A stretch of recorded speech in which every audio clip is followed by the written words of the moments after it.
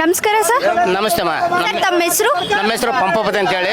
Sir, ಈ ಪ್ರತಿಭಟನಾ ಏನಕ್ಕೆ ಮಾಡ್ತಿದ್ದೀರಾ ಸರ್? ಮೇಡಮ್ ರೀ, ನಾವು ಒಳ ಮೀಸಲಾತಿಗಾಗಿ ಮಾದಿಗ ಸಮುದಾಯ ಸುಮಾರು 30 ವರ್ಷಗಳಿಂದ ಕರ್ನಾಟಕ ರಾಜ್ಯದಲ್ಲಿ ಸತತವಾಗಿ ಹೋರಾಟ ಮಾಡ್ಕೊಂತ ಬಂದಿದ್ದೀವಿ.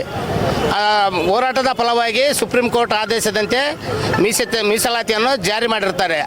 ಕೆಲವು ಪಟ್ಟಭದ್ರ ಹಿತಾಸಕ್ತಿಗಳು ಹಾಗೂ ಮೀಸಲಾತಿ ವಿರೋಧಿಗಳಾದ ಮಹದೇವಪ್ಪ ಮತ್ತು ಮಲ್ಲಿಕಾರ್ಜುನ ಖರ್ಗೆ, ಪರಮೇಶ್ವರಪ್ಪ ಇವರೆಲ್ಲ ಮೀಸಲಾತಿ ವಿರೋಧಿಗಳು ಇದನ್ನು ಅಡಚಣೆ ಮಾಡ್ತಿದ್ದಾರೆ ಮತ್ತು ಮೊನ್ನೆ ರಾಜ್ಯಪಾಲರಿಗೆ ಕಳಿಸಿರೋದು ವಾಪಸ್ ಕಳಿಸಿದ್ದಾರೆ.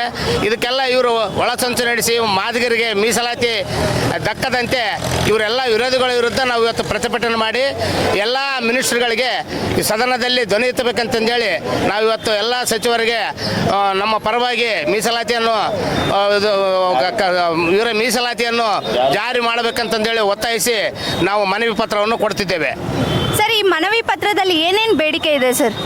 ಬೇಡಿಕೆ